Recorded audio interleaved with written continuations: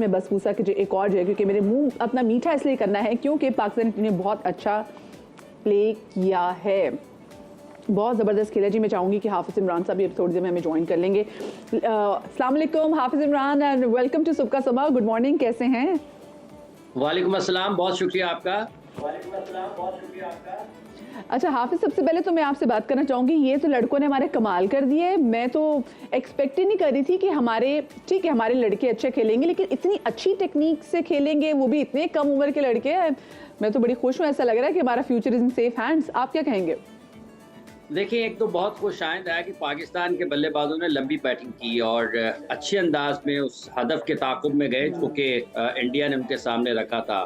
तो बैटिंग में पाकिस्तान को जिन चीज़ों की कमी का सामना हमें करना पड़ रहा है वो यही है कि हम लंबी बैटिंग नहीं कर पाते हैं। और अंडर 19 के लेवल पर अगर आप इस तरह की बैटिंग देखते हैं तो यकीनी तौर पर ये हौसला अफजा ज़रूर है कि पाकिस्तान में आने वाले जो नौजवान बल्लेबाज हैं वो कम अज़ कम अपनी क्रीज़ को ऑक्यूपाई करते हैं, लंबा खेलने की कोशिश करते हैं। तो पाकिस्तान के नुक्ता निगाह से हमें इसी किस्म की बैटिंग को उसकी हौसला अफजाई की ज़रूरत है। ऐसे प्लेयर्स को जो लेवी बैटिंग खेलें, ग्राउंड शॉट्स जिनके पास ज़्यादा हों, जिनके पास शॉट्स की रेंज ज़्यादा हो, जो मिनिमम रिस्क के साथ बड़े शॉट्स भी खेल सकें, लंबी बैटिंग कर सकें, लंबे शॉट्स खेल सकें, तो पाकिस्तान को इस चीज़ की ज़रूरत है। आप देखें कि अभी जो भारत में 50 ओवर्स का वनडे वर्ल्ड कप हुआ है, उसमें पाकिस्तान की टीम मेरा ख़्याल है 9 में से 5 मैचेस में 50 ओवर्स भी नहीं खेल पाई है, तो ऑल आउट हो गई है।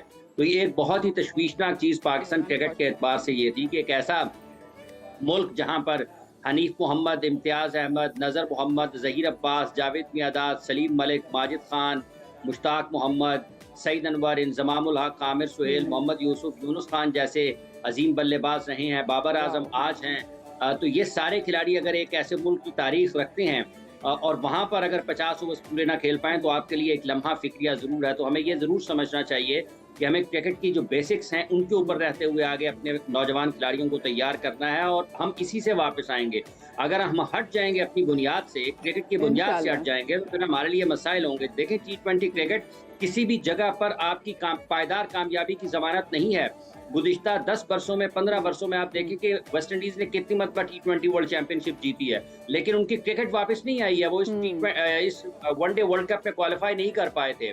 तो अगर हमने दुनिया क्रिकेट में अपना नाम बाकी रखना है, हमने दुनिया की बेहतरीन टीमों का मुकाबला करना है, तो फिर हमें ऐसे ही मजबूत बैटिंग की ज़रूरत है, हमें बुनियादी तौर पर अपने आप को मजबूत करने की ज़रूरत है। और ये जो एक फतह पाकिस्तान ने लेकिन हाफिज़ कल हमें सिर्फ बैटिंग नहीं, आपने, I am so thankful to you कि आपने हमारे जो सारे जो बड़े लेजेंड बैट्समैन आपने उनका नाम लिया, मुझे बड़ा अच्छा लगा। मेरे इतने अरसे बाद उनके नाम दोबारा सुने तो मुझे बहुत अच्छा लगा। लेकिन मुझे बताएं, हमारा बॉलिंग अटैक भी तो बड़ा ज़रूरी है ना, क्योंकि हमने अपने बॉलिंग अटैक की वजह से एक्चुअली कुट खाई है और बड़ी कुट खाई है। देखिए, कुट खाई है, फेंटा लगा है, बुनियादी तौर पे तो फेंटा लगा है। और उसकी भी एक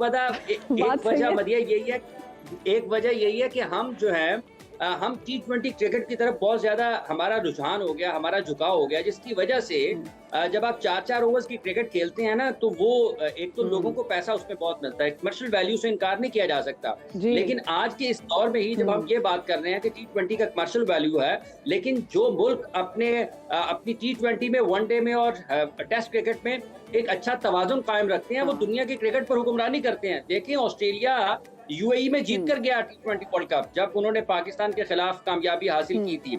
और आज अभी वो इसी महीने में जब हम बात कर रहे हैं, चंद दिन पहले वो भारत में जीत कर चले गए हैं वनडे वर्ल्ड कप। आप उनकी वर्ल्ड टेस्ट चैंपियनशिप की कारकर्दगी को देख लें, वहां पर आपको नुमायां नजर आते हैं। तो ये सारी चीजें ऐसी हैं जो ये बताती हैं कि अगर आप समझदारी के साथ, जहानत के साथ, अक्ल से काम लेते हुए ये जो जितने भी फॉर्मेट्स हैं, अगर आप इनमें तवाज़ुन पैदा रखते हैं, अगर आप अपने बेहतर खिलाड़ियों को सामने लेकर आते हैं, अगर आप T20 को भी अहमियत देते हैं, लेकिन सबसे पहले आप अपने लोगों को तैयार करेंगे ना, जब तवील दौरानिए की क्रिकेट से। देखें, जब कभी भी आपने अगर आपने लोगों का स्टेमिना कम हो रहा है, ये जो हमारे प्लेयर्स हैं, हमारे प्लेयर्स ऐसा लग रहा है कि बस वो वाकई शॉर्ट फॉर्मेट की इसमें ना, उसमें उनका स्टेमिना अच्छा है, जहाँ पे उनको 50 ओवर्स में ले जाएं, इस पे 50 ओवर के उनको टेस्ट में भी ले जाएं, तो हम देखते हैं कि वो मतलब बिल्कुल ही ना ठंडे पड़ जाते हैं, उनको समझ नहीं आ रहा होता। अच्छा, मैं बस ये मुझे बताइए, जो हमारी क्रिकेट टीम जो वहाँ पर मौजूद है, हम अपना कोई डॉक्टर नहीं लेके गए, फिर इब्रार वहाँ पे जाके अनफिट हो गए जब आपको पता था कि खिलाड़ी फिट ही नहीं है? मतलब व्हाट वाज द पॉइंट, हम लेके क्यों गए? देखें, एक तो ये है कि जिन 17 लोग थे उसमें जो एक टीम मैनेजमेंट थी जिसमें एक डॉक्टर साहब थे। अब हमारे पास एक से ज़्यादा मेडिकल स्टाफ मौजूद होना चाहिए जो कि खिलाड़ियों की देखभाल कर सके। अगर 18 का स्क्वाड है और उसमें सिर्फ आप एक डॉक्टर रखते हैं तो यहीं से हमारी तरजीहात का अंदाज़ा हम लगा सकते हैं। ये बड़ी तकलीफ़देह बात है। पहले ये खबर आती है कि शायद पाकिस्तान टीम के डॉक्टर जो हैं वो सफरी दस्तावेज़ात की वजह से नहीं जा सके हैं।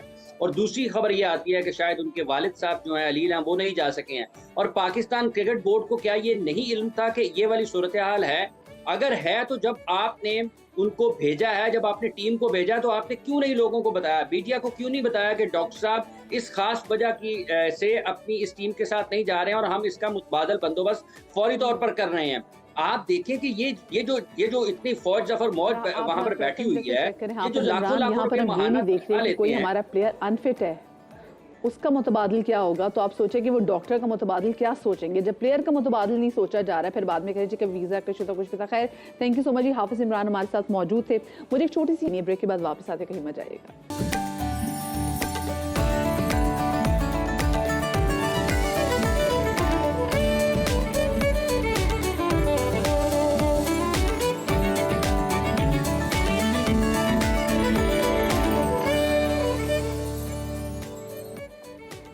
Welcome back after the break. आज दुनिया भर में पहाड़ों का दिन मनाया जा रहा है और इस दिन के मनाने का बुनियादी मकसद पहाड़ों की अहमियत और उनके लोगों की तर्ज ज़िंदगी को उजागर करना है। रवां साल इस दिन का मौजू पहाड़ी माहौलियाती निज़ाम की बहाली मुंतखब किया गया है। पहाड़ अपनी जमालियात से हट कर हमारे सैयारे की फलाह बहबूद में एक अहम किरदार अदा करते हैं। भाई, हमारे इकोसिस्टम में इन पहाड़ों का बड़ा किरदार है और इस हवाले से बात करना बहुत ज़्यादा ज़रूरी है। स्पेसिफिकली अगर हम क्लाइमेट चेंज के हवाले से बात करें तो आजकल जो हम दिन ब दिन बद से बदतर होती हुई जो क्लाइमेट चेंज की जो सूरत हाल उस पर बात करें तो हमारे पहाड़ जो हैं इनकी भी सिक्योरिटी और इनकी भी ज़िंदगी अब ऐसा लगता है कि ख़तरे में पड़ गई है। पंजाब के एक ज़िला है जी खुशाब, वहाँ पर समा के नुमाइंदे राना ज़हीर इस वक्त हमारे साथ सोन वैली की खूबसूरत पहाड़ी सिलसिले में मौजूद भी हैं। ज़रा उनसे आज के दिन के हवाले से बात भी करते हैं। राना ज़हीर, बहुत शुक्रिया आपने सुबह के समा में वक्त दिया। सबसे पहले तो मुझे ये बताएं, ये जो सोन वैली जहाँ पर आप मौजूद हैं इसके पहाड़ी सिलसिलों के हवाले से कुछ बताइएगा हमें। जी बिल्कुल मदिया, 11 दिसंबर पाकिस्तान समेत दुनिया भर में पहाड़ों का आलमी दिन के तौर पे मनाया जाता है और पाकिस्तान का शुमार दुनिया के उन चंद खुशकिस्मत ममालिक में होता है जिसके एक बड़े वसी रकबे पर पहाड़ मौजूद है। मैं इस वक्त मौजूद हूँ खुशाब के जिस मकाम पर, ये मेरे पीछे आप जो पहाड़ देख रहे हैं ये कोहे नमक पोठोहार का खूबसूरत पहाड़ी सिलसिला है और खुशाब का शुमार भी पंजाब के उन चंद ज़िला में होता है जहाँ के एक बड़े वसी रकबे पर पहाड़ी सिलसिला मौजूद है। खुशाब का ये पहाड़ी सिलसिला जो है खुशाब की तहसील नौशहरा में मौजूद है और ये दरियाए जेहलम से शुरू होकर दरियाए सिंध तक फैला हुआ है और ये खुशाब में इसकी जो है लंबाई है वो तकरीबन 60 किलोमीटर तक फैली हुई है और जबकि चौड़ाई जो है ये वादी जो है ये पहाड़ी सिलसिला जो है वो तकरीबन खुशाब में 18 किलोमीटर से ज़ायद चौड़े रकबे पर फैला हुआ है।